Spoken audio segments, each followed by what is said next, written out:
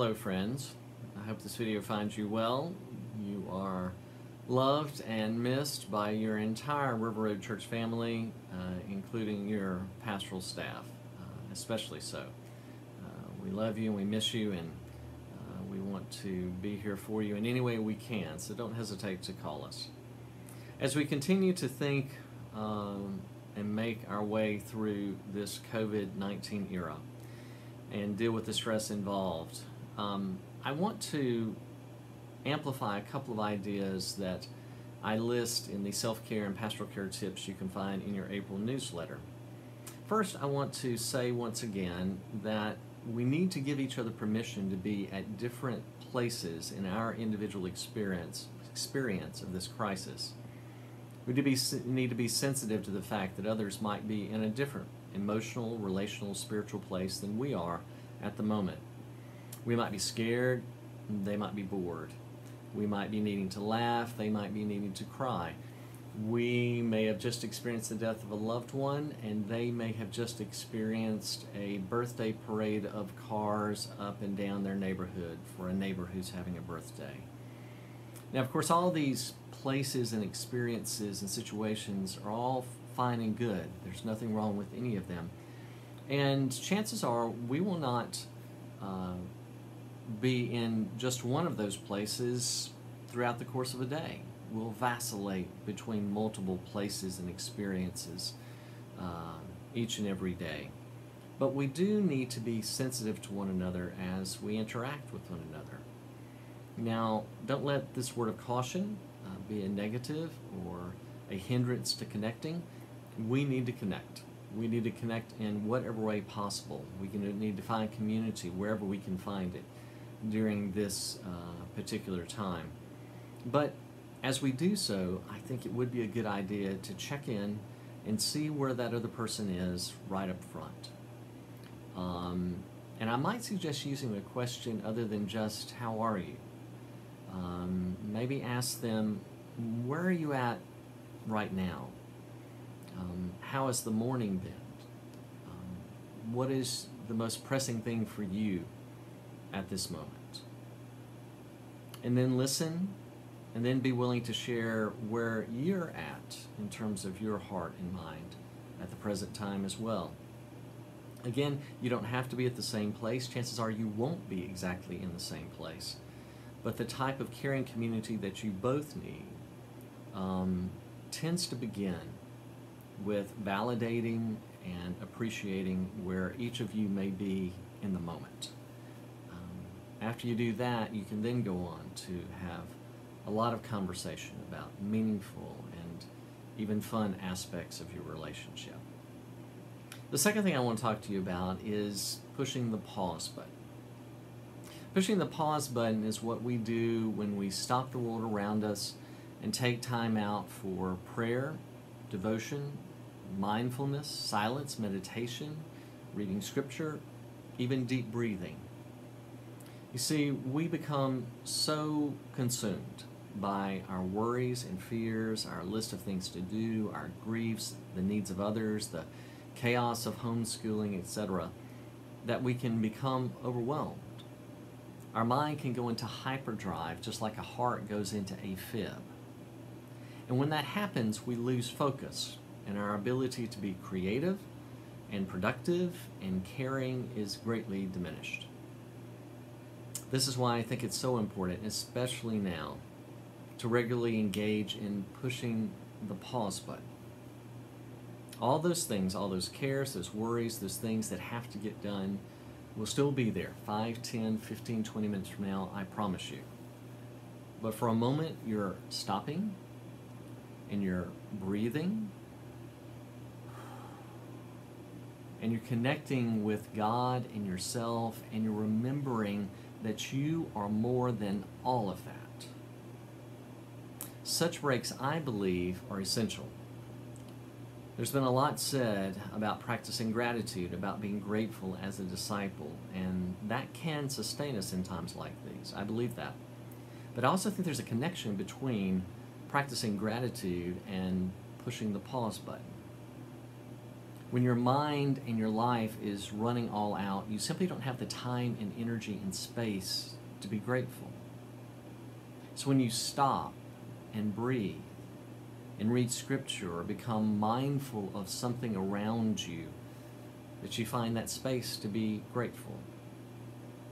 You notice your grandmother's picture up on the wall, and you remember her pouring iced tea out of it and how special she was to you, and you are grateful. You read in the Bible about Jonathan and David's friendship, and you become mindful of all the friendships that have sustained you. You notice that tree limb right outside your window and the wonderful intricacy of the branching there, and you're amazed and you're grateful. You hear the sound of the garbage truck coming by, and you're grateful for those that do that job. You see how this works? So in the midst of all this isolation, let's find ways to connect. Connect with friends and family, being sensitive to the fact that they may not exactly be where you are in the moment. And that's okay. And also regularly push the pause button. Daily, multiple times each day. And in those moments, connect with God and yourself. These, I believe, are some of the disciplines that can see us through days like this, can enable us to be God's people for the living of even this day. Take care, friends. As David Breckenridge has offered thoughts for remaining healthy during this season of pandemic response that has changed so much, I am reminded of the study of Psalms Bert Browning led for us earlier this year, which now somehow seems a long time ago. Perhaps the Psalms can be a tool for us as we take time to pause. The psalmist poured out their hearts before the Lord. There doesn't seem to be any fear that God won't understand or might be angry at their expressions. They speak with 100% honesty, sometimes painful honesty, in times of fear and desperation, deep sadness, great joy, and fierce anger. There are different types of psalms. Bert provided a trusty handout that lists for us the category each one falls into. I'm going to share briefly about two of these, praise and lament, because I believe they can be helpful for us in getting through these days. There are 74 psalms that are considered praise psalms. They give thanks and praise to God for the marvel of creation and the activity of the Creator. These words of Psalm 8 may be familiar. When I look at your heavens, the work of your fingers, the moon and the stars that you have established, what are human beings that you are mindful of them, mortals that you care for them? Yet you have made them a little lower than God and crowned them with glory and honor. You have given them dominion over the works of your hands. You have put all things under their feet, O Lord, our sovereign. How majestic is your name in all the earth. Attention is given here to the gift of God's handiwork and the joy and provisions that come within them, poured out as thanksgiving and honor to God. For what are you thankful? How has God provided? Where do you see beauty, refreshment, and God's handiwork? Now let's hear a psalm of lament. These writings address God describing distress, filled with complaint, while appealing to God for help. A desperate cry comes forth in Psalm 38. O Lord, all my longing is known to you. My sighing is not hidden from you. My heart throbs, my strength fails me. As for the light of my eyes, it also has gone from me.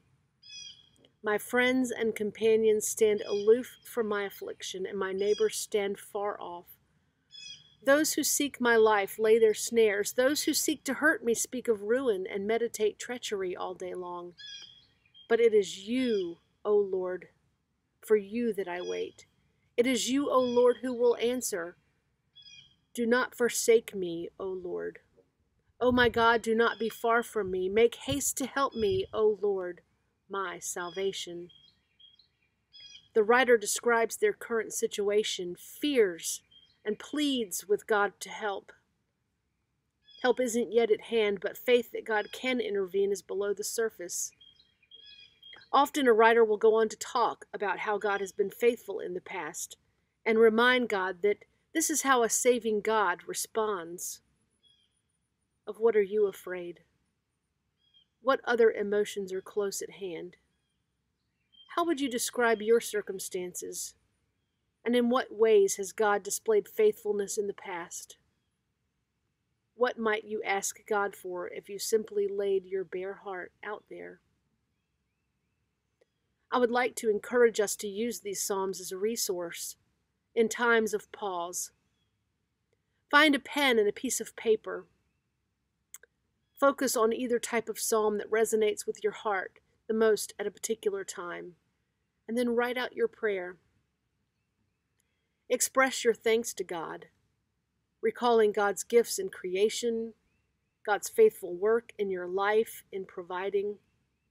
Maybe list your blessings. Then sit with your writing, reread it, ask God to encourage your spirit and lift you up as you move forward with a mindset of thanks.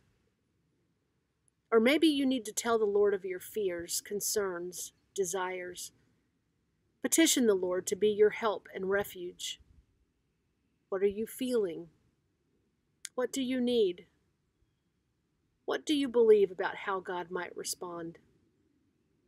In this, remember, 100% honesty is valuable. Being honest with ourselves, getting in touch with all that we're carrying inside, getting it outside of us in order to create space inside to breathe, that can be a relief. As you take care of yourself, pause however you need.